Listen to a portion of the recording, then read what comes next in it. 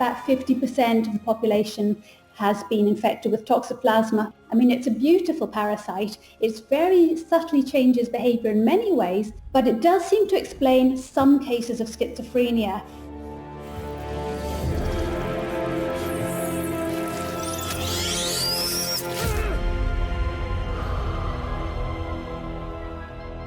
Hi there, and welcome to Hey Lesson, the podcast where we underhandedly teach you things using popular video games as an excuse. Today, that game is the long-awaited fantasy role-playing game Baldur's Gate 3, a world in which creepy tadpoles can slither into your brain and slowly take control of your thoughts. With that in mind, we will be asking another very smart person another bunch of stupid questions, so keep listening if you want to hear what a professor of infectious diseases thinks about these horrible mind worms in the game. And if you want to know about the real brain parasites of the world that could be living in your head right now, I suggest you keep your ears open. But first, let me introduce our guest co-host for this episode. It is PC gamer journalist and generally quite talented person, Andy Kelly. Hello. How are you? Very well, thank you. Very well. My head's full of information about disgusting brain parasites, so that's always nice. It's good that it is, because we're going to be talking a lot about this. For anyone who doesn't know Andy, you work at PC Gamer and you have a lot of other side projects as well. Yep, just a dabbler, eternal dabbler in various things, but most of my time is talking about PC games for PC Gamer. Baldur's Gate 3 came out in early access this month. You've played a bit of it. Yeah. But you're also quite fond of the older games in this series, right? Yeah, I'm kind of a super fan of the first two and that kind of whole era of CRPGs. Can you tell the uninitiated, though, what is Baldur's Gate 3? What is the player doing it? What's it all about? Well, Baldur's Gate 3 is an RPG set in the Forgotten Realms, which is a setting, I guess you'd say, a Dungeons and Dragons setting. And it's, in name, a sequel to two old games by BioWare, but it's kind of its own thing, tells a new story, but just within the same setting. It's not a direct continuation, but the basic gist is you go on adventures whilst struggling with a small tadpole lodged in your brain that threatens to turn you into a mind flayer. A mind flayer? What? Yeah. What does a mind flayer look like? A mind flayer is like a classic D&D creature, and they were in the other games, but they never really played a starring role, but here they come to the forefront, and it's basically a kind of wizard with tentacles for a face, who is really good at corrupting people's minds. And we learn more about that process in this new game firsthand, because your character is the victim of one of these mind flayers and their method for basically reproducing, which involves brain parasites. It's very gross. Before we go into that very deeply, the game itself, what does it look like? Is it a third-person Dragon Age thing, or what? Well, you can pull the camera right up into the air and kind of replicate the look of the old games, but you can swing it down behind the character and it kind of does look like the first Dragon Age, so it's kind of both. It also has a lot in common with the Divinity series because it's developed by the same people who made that, so it's in some ways not like the old games, most ways not like the old games, but there is traces of those old games, so it's kind of like a new generation of Baldur's Gate. So you don't need to have played the previous games to understand this one? No, there's sure to be references, but yeah, this is a whole new story set 100 years after the events of the first two games. The first two games were very closely linked. The second game basically continued the story directly. But yeah, this is a fresh start and a nice new entry point into the series. You said as well it uses a setting from Dungeons and Dragons. Is Dungeons and Dragons something people need to understand before they play? I don't think so. I mean, if you're into D&D, you probably know loads about the mind flayers and things like that, but the game, it throws exposition at you quite readily, so you can, with no experience of either Baldur's Gate or D&D, you can just play this, and it's just a fantasy world with kind of, I mean, so much stuff is cribbed from Dungeons and Dragons that if you've seen any kind of fantasy in any genre, you'll probably feel a bit comfortable in Baldur's Gate 3. One other important thing to mention as well, it's not finished, is it? It's an early access. How much of the game is there to see so far? I think there's it's the first act kind of thing, so I think there's about 20 hours in there. I mean, this all depends on how thorough you are with looking for secrets and the choices you make and the paths you take through kind of mission quests and stuff, but it's a very small chunk of the game. and it's very technically quite shaky at the moment. Let's talk about these mind flayers for a second and the tadpole that goes into your brain. How does that get in there? Well, you see this happening from the first person in a very lovingly rendered CG cutscene at the beginning of the game. You're kind of strapped to some biomechanical device in the mind flayer's starship, not a starship, whatever, airship, which is like a giant shell with tentacles coming out of it, and you see the mind flayer approach and pluck one of these tadpoles from something and basically holds it towards your eye, and you see its mouth open in a sort of circle of sharp teeth, and the screen goes black. So it goes into your eye, which is like one of the worst places for a parasite to enter, I think. Before we go too deep into the tadpole's influence, we're going to talk to somebody now who might be a bit more knowledgeable about these things in reality. We wanted to know, is it possible to be manipulated by brain parasites in real life? So I chatted to Professor Joanne Webster, a professor of infectious diseases at Imperial College in London, to see if she could give us a diagnosis of sorts. So here is what she had to say. To the helm we go! We are going to the helm. Joanne Webster, can you briefly introduce yourself to our listeners? Hello, I'm Joanne Webster, Professor Joanne Webster, and I am Professor of Infectious Diseases. At the Imperial College London, right? Imperial College London, and also now the Royal Veterinary College. So to explain some things about this video game, it's called Baldur's Gate 3. The characters in this game have a problem that you, as an expert of parasites, might be familiar with. They've got a brain parasite. What I want to know is this something that actually happens to humans? Yes, there's lots and lots of parasites which quite clearly change the behaviour, which look like manipulation in invertebrates. There's not many in humans. There's some such as, rabies. Of course, it will change behaviour, increase aggression. But there's some more subtle parasites like Toxoplasma gondii, which does indeed appear to change behaviour to make you do what the parasite wants you to do rather than what you want to do. Something behind your eyes seizes in recognition. So this parasite that you've mentioned, Toxoplasma gondii, could you explain a little bit about what is that? Okay, it's a protozoan. It causes toxoplasmosis in people and animals. It's very, very prevalent. About 50% of their population will have antibodies to Toxoplasma in their blood. So most of us will actually get it and we won't know we've got it. We may feel a little bit poorly for a few days, and then it will go into what was called the latent stage, where it causes cysts in the brain. So of course that's hidden away from the immune system, but it's in an ideal position for the parasite to actually change our behaviour. Creature seems unaware of your interference. It relaxes in your hands. And we get it from cats, right? We get it from cats. Cats shed the oocysts with their feces. So you can get it from cats. And people are most worried about getting it for the first time when they're pregnant, because it's the thing that, they tell you to keep away from kitty litter, careful what you eat. Because if you get it for the first time when you're pregnant, you're likely to have very severe birth defects, congenital toxoplasmosis, or spontaneous abortions in humans and domestic livestock alike. But a lot of people will get it from the other route, and that will be from undercooked meat. Go on, partake. Enjoy your supper. You said it creates cysts in our brains, and I've read that there are reports that there might be a link between this parasite, Toxoplasma gondii, and schizophrenia in humans. Is there evidence of that?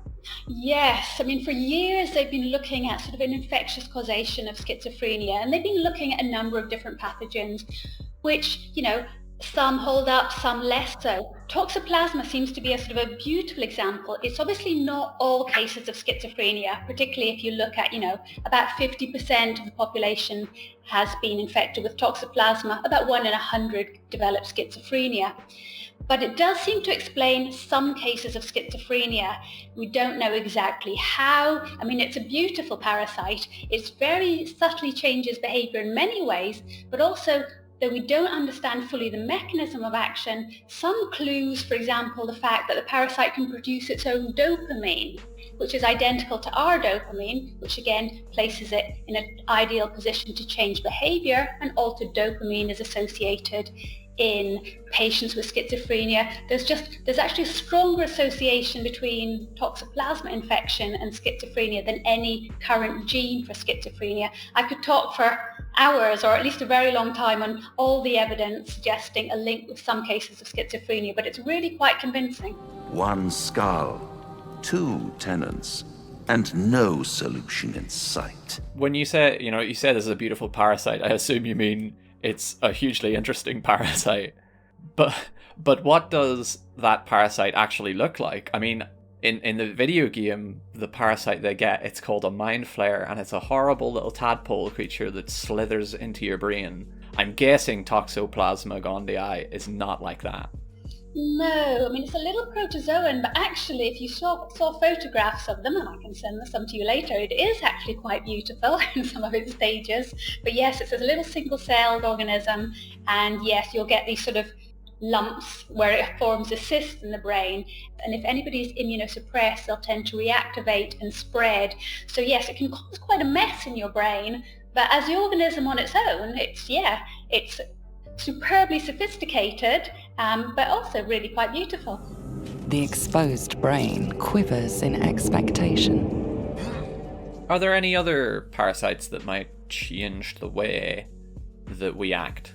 Yeah, I think Toxoplasma is neat because it seems to change the mind. It's not actually selected to change the behavior in the humans, it's actually selected to change the behavior in, like, a mouse or a rat likely to be eaten by the predatory cat. So there's lots of parasites that change behavior, but it's a little bit more difficult when it comes to humans. There's lots of ones which can change behavior, but it's not so clear cut whether it's actually for the benefit of the parasite. Would it be actually selected to change behavior?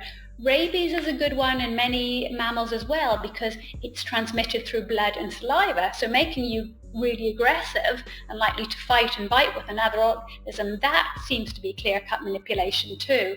But in human cases and mammals in general, there's very few have these sort of this subtle manipulation, changing the sort of the mind, the desire. You realize you're talking to an intellect devourer, a minion of the mind flayers who abducted you. So it's more a case that the parasite, it isn't consciously acting in this way. Presumably they don't know what's happening outside the host. There's no malice in them. They're not like a mind flayer. Yeah, no, exactly. I mean, it's so easy to think of this, the parasite's doing it for its benefit. It's selection again. So, but the parasite's in us, but it's not going to know it's in a human being. So it's going to change the behavior in whatever host it's in, whether it's that of a selective benefit or not. So yeah, there is no will in these little single-celled organisms. Though of course, in terms of the computer games, and you can see the attraction. It does seem to be making you behave as the parasite wants. And why the Toxoplasma is also a very nice parasite to work with is because it doesn't make the host ill. If you have a rat with Toxoplasma, it's going to be just as apparently healthy and interact with others and the same weights, the same other factors as an uninfected. It seems to specifically manipulate only those behaviors likely to enhance transmission. And we don't see that in, for example, a rat infected with any other directly transmitted life cycle parasite. The tadpole squirms in your mind. It seems sated. So to be clear, this Toxoplasma gondii, it would infect a rat and it would basically make the rat more brave, like less afraid of being in the presence of a cat. Yeah, it's a whole change of a repertoire of subtle changes. Yes, they seem to be more exploratory, more brave. They tend to be more active. Rats and mice have this very, very strong innate fear response to the presence of cats, and cat urine in particular. I mean, this has been thousands of generations of lab rats and mice who've never seen a cat for all this time. It's such a strong innate behavior. We were interested to see, could the Toxoplasma even override or manipulate this, dampen down this very strong innate response. And what we found in the rats, it didn't simply dampen it down, they actually were attracted to the areas of cat presence, what we call the fatal feline attraction. And this study has been replicated by many, many groups now. And then again, Jaroslav Fleger has studied with his students and found out the Toxoplasma seropositive seem to be attracted to the smell of cat urine. And again, it's very specific. You don't get this change to any other odor, be it another predator from mink or dog. It does seem to be very specific. There's something in the cat urine, if you're infected, you really like. The mouse smiled brightly. It outfoxed the cat. Then down came the claw. And that, love, was that. It does this to a rat's brain, and it does other things, presumably, to our brain. But how does that functionally even happen, in terms of our body? What is the parasite doing there? You say it's creating cysts, but how is that making such specific changes to our behavior? What's going on? Is it eating our brain? Yeah, no, that is the ultimate question. When it comes to something like us, we really don't know. We thought we'd found the answer when we found it produces its own dopamine. We thought we'd found the answer when you think they go to specific tropisms, specific parts of the brain, like the amygdala, the nuclear accumbens. We basically don't know. This is evolution, so there's probably multiple mechanisms going on. Some of the studies saying changes in testosterone going on. So we really don't know. And this is, how can a parasite be so neat? You notice edema, a swelling of the brain causing pressure where it strains against the shell of the skull. I have a cat Mm-hmm. who I adore. She's my absolute best mate. Yep. Do I have a brain worm that makes me love my cat? Yes, well, it's not a worm. You could have a brain parasite. But again, yes, when we do these sort of interviews and when papers come out, we sometimes get this sort of, is this the cause of the sort of the mad cat lady syndrome? And likewise, it's a difficult one because again, it's cause and effect. If you have a cat, you're more likely to become infected if you're touching, the cat litter but also, and then if you then become attracted to cats, then you get a cat. So it's very difficult to disentangle cause and effect. Are we going to blame our pet cats for everything? And absolutely not, because they tend to just become infected, as I said, when they're kittens, shed loss of oocysts, and then they tend to become immune themselves. So it's possible. It's possible we're being manipulated by our cats, but, we had to get infected in the first place, so...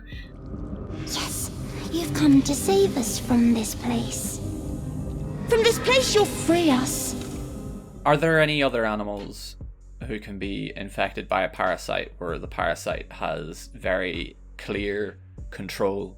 With the Toxoplasma, again, it infects everything. It's a very, very successful parasite, and we were having these beautiful sea otters off the coast in California were all being killed by sharks because they were doing these very odd behaviors, and they were being more attractive and more noticed by the shark predation, and they were being killed off. And again, this is potentially a side effect of this behavior selected in a different host, because it's dead end if it ends up in the shark. We've just completed a recent study on these lovely foxes in the UK. People were finding these ultra-friendly, adorable foxes, and they thought, people had been hand-rearing them and then releasing them because they were super friendly and had these strange behaviors. And it turns out that indeed a lot of these, what we call the dopey fox syndrome, are Toxoplasma infected. We are free. Our freedom is ours, friend. I've seen as well documentaries about insects where they get a fungal parasite and it makes them act differently. It makes them climb high things and stuff. Yeah, most of the most beautiful studies are in, as I said, the invertebrates. You have the ones that do some of the other video games and books are these fungal infections that do, make ants climb up trees and then basically die hanging off. You have these, again, lovely studies with a nematode on the grasshoppers.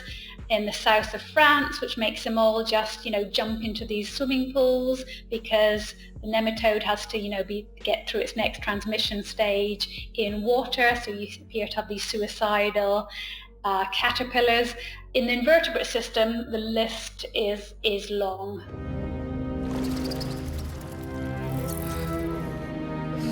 In the video game, this tadpole-looking parasite eventually totally transforms its host, the human, into another kind of creature entirely. It's like the adult form of the parasite. It's very gruesome.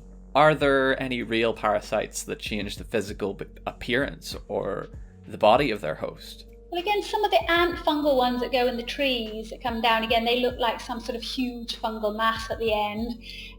The ones that are infected for birds eating snails, for example, they turn their poor antennae into these like huge pulsating brightly coloured radars which look like walking along caterpillars to make the birds come along and eat them. So yeah, we are on the spectrum to that. It can change, particularly again in the invertebrates, to something looking really quite different.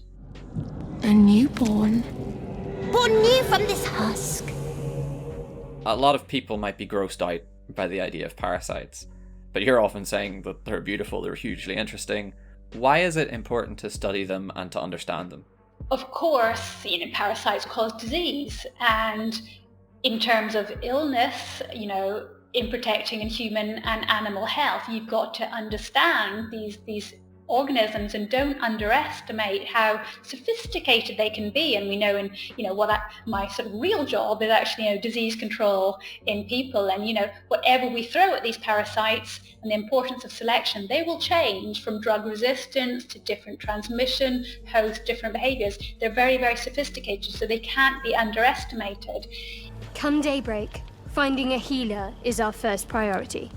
For so long they were just dismissed. You have something, 50% of the population has a cyst in its brain, totally fine, nothing to worry about. I think as we start having better mechanisms of detection for monitoring the change, we realise many of these organisms are much more sophisticated than we think. So if we really want to understand, in this case, we can say to the extreme, if we really want to understand human behaviour, do we have to understand the behaviour of the organisms that live within us? Joanne Webster, thank you very much for talking to us about this subject. We've learned a lot. Yes, as you can tell, I love parasites, so yeah. Thank you very much. Okay, thank you. We must go to the helm. At the helm, we are needed. That was Joanne Webster, Professor of Infectious Diseases from Imperial College and the Royal Veterinary College. If you want to hear a longer, unabridged version of that chat in which she went into some more depth about the cat-borne parasite Toxoplasma gondii, you can subscribe to our podcast on Patreon for $2. Our supporters will get full uncut interviews with the experts, and there are some other goodies as well for anyone who pledges at higher levels, including behind-the-scenes video updates, bonus episodes, and stuff like that. Go to patreon.com/heylesson to find out more, or click the more link in the show notes below. Okay, I'm done with the shilling. Andy, bit of a personal question, but do you reckon you have any microscopic protozoa in your blood?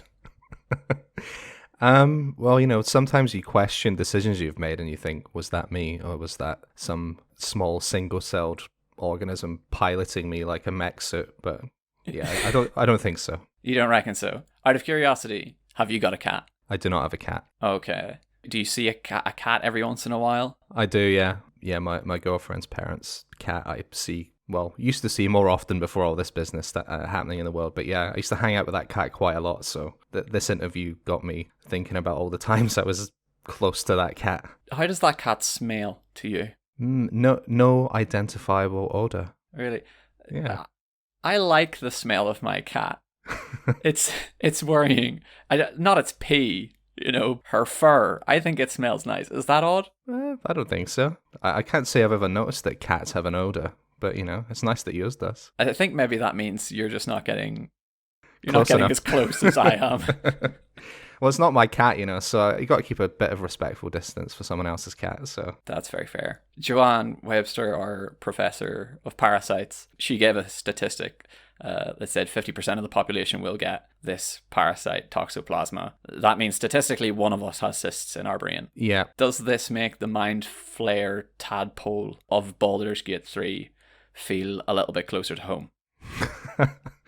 well, I mean, the one in the game is like quite audaciously horrific. Whereas, you know, if there's something just chilling out in my brain and I don't know it's there and it won't affect me, then I'm cool with it, you know. So your character has it in the game, Yeah. but you're not the only character who has this tadpole, right? Other people have it. Yeah, there was a bunch of people on the Mind Flayer's crazy shell ship that also got a parasite in the old eye, so that when you hook up with these people again, there's a kind of purple magical resonance emanating from your head, which I think is just for the player's benefit, but it basically says that all these people now share a kind of twisted connection. Not only are they dealing with this parasite, but they're also, it seems to have sort of created some kind of mind meld or mind link between them, which I don't fully understand yet. I've not played enough of the game to know what's going on there, but I imagine that'll be like a big part of its kind of the mythology and stuff of the Mind Flayers. It gives you like special dialogue options and stuff when you talk to people, right?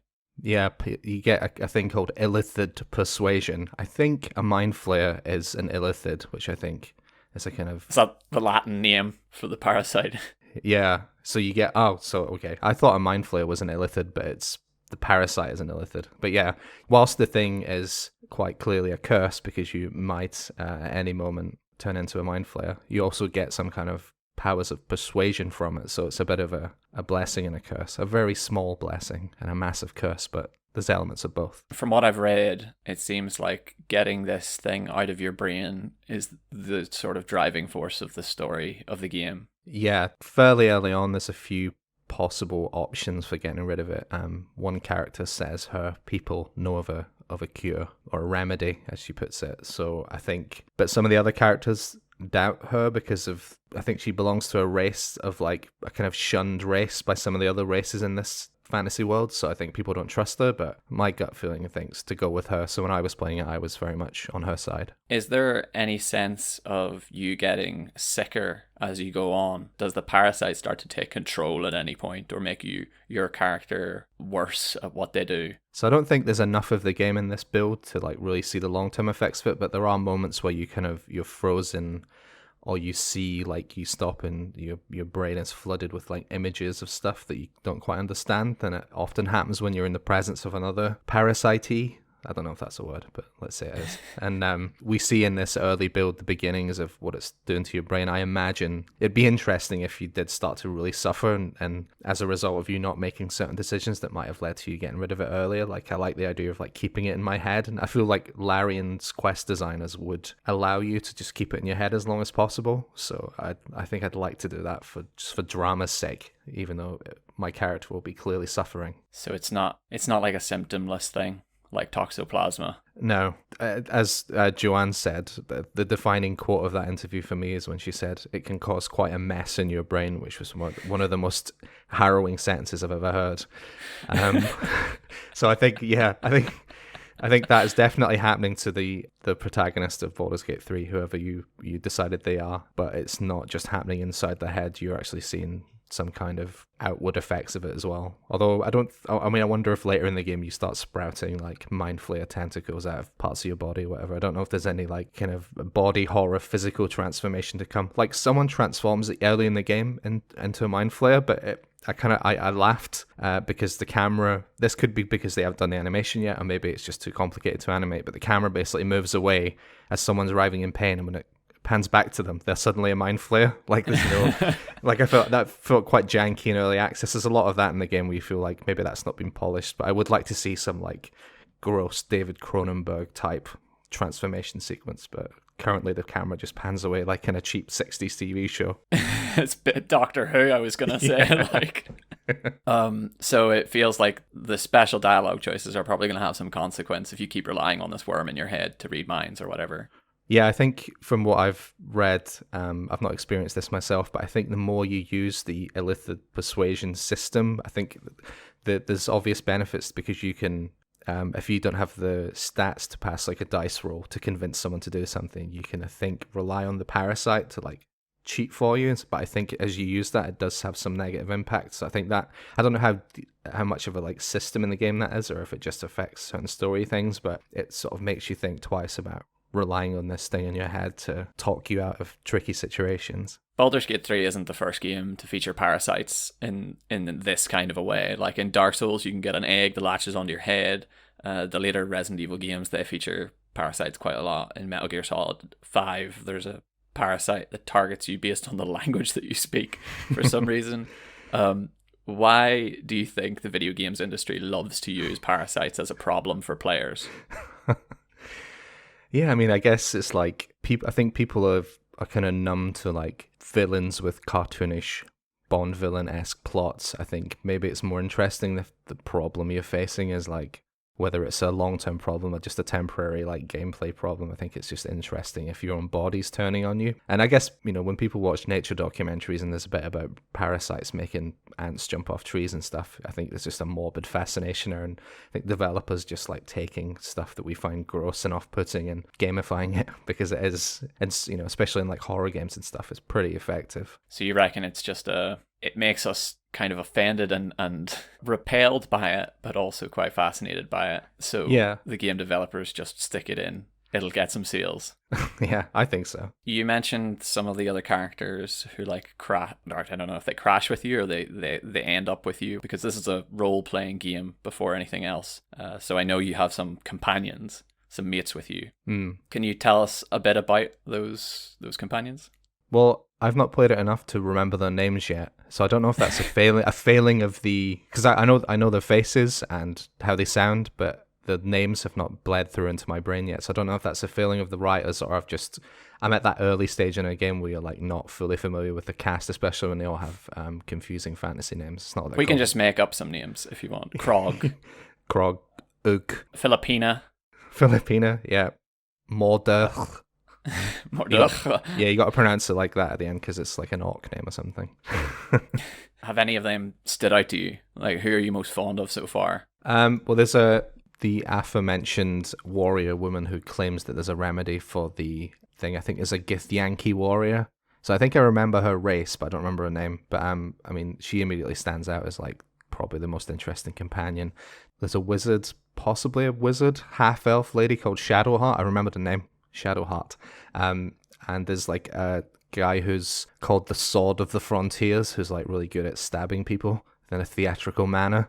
So like none of them have like, I feel like in something like Mass Effect, which is one of my favorite series, I like instantly latch onto a character, but none of these people, I don't think I've fully fallen in love with any of them yet. And they're all quite cranky as well. A lot of the people you meet, so especially this Githyanki warrior, like they're all kind of like, probably understandably so because of what's going on in their brains, but they're quite unpleasant. But I guess you've got to hang out with them and warm to them, which is like a very RPG thing. Maybe this is one of the symptoms of having a mind flayer tadpole in your brain, is just irritability. Yeah, it seems so. And I feel like a lot of like modern games writing seems like characters are like really irritable to begin with, as in it's supposed to make you like a bit standoffish, and then the idea is that you warm to them over time. I feel like that's what they're going for here. Yeah, they are also infected with this parasite. Do you meet any like quote unquote normal people along the way? Yeah, that's you're kind of like you and the people that were on the Mind Flayer ship, which was called the Nautilus, I think. You're in like a little group who have been kind of brought together by this misfortune currently plaguing their minds. So like you feel like a little bubble of your own in the wider world. It seems completely oblivious to what's going on. But I think you'll probably get the chance to like tell people what's going on or keep it secret. I guess if someone found out that you were potentially being puppeteered by a parasite, that you would not be a person you want to hang out with. So it'd be cool to see how the writers play with that. Like, I like the idea of being like banished from a town or something because you accidentally told the elder that he had a brain parasite. I don't know how far they'll go with that stuff. You get put in quarantine for 14 days. Yeah. You can create your own character as well right at the start, isn't that right? Yeah, it's got a really good character creator. Like, I think someone pointed out that like it's impossible to create a character in it that's not hot. It's got really, it's even if you're making like a big bearded dwarf, with who's like 80 years old. Like, they're still a bit like, damn, he looks cool. They've done a really good job. I was kind of trying to break it and make something look hideous, but they ended up looking really cool. I thought it was interesting that the developer looked at the data generated by the game and looked at generated a character that was like the average character based on all the decisions people made on how the character looked, and it was basically just the most generic looking man with brown hair. So like, people aren't going mad enough with the character creator. I think we need to start pushing the boat out and giving characters horns and tails and stuff. But yeah, you choose who you want to be, your representative in this world, and there's a huge amount of freedom. And like any Dungeons and Dragons based RPG or inspired RPG, there's a ton of stuff like your race can affect certain things. So if you're a elf, you get like infravision, so you can see in the dark and stuff like that. So there's decisions you make there are more than just aesthetic. You talk about races and the world that you're in. The world building is often praised in Baldur's Gate. The places and the different types of people and the cultures that you meet. What's been the highlight for you so far in terms of your adventure? So I think quite early on, I mean, when I say early on, this all depends like on which direction you choose to go. It's fairly open-ended, but there's a kind of town built inside an old druid grove, and that's classic fantasy stuff for me, like the idea of people building like a new settlement on top of like really ancient kind of exotic ruins. So that, I think, of all the locations in the alpha or whatever you want to call it, that's the most interesting. But it's kind of, for me, like Baldur's Gate is really trad fantasy, like towns with cozy taverns and stuff like that. There's like none of that. It's quite wild. Like, you're out in the kind of forest and away from civilization in this part of the game. So I'm kind of interested to see in future builds some of the more like built up parts of this world. But yeah, this town / druid grove is like a really cool area. Yeah, because Baldur's Gate is the name of a city in the video game, in the series, right? But that's not there in the current build, right? Yeah, and in the first game, you can play like 60 hours of the first Baldur's Gate and never even set foot through the front gate of the actual city the game is named after.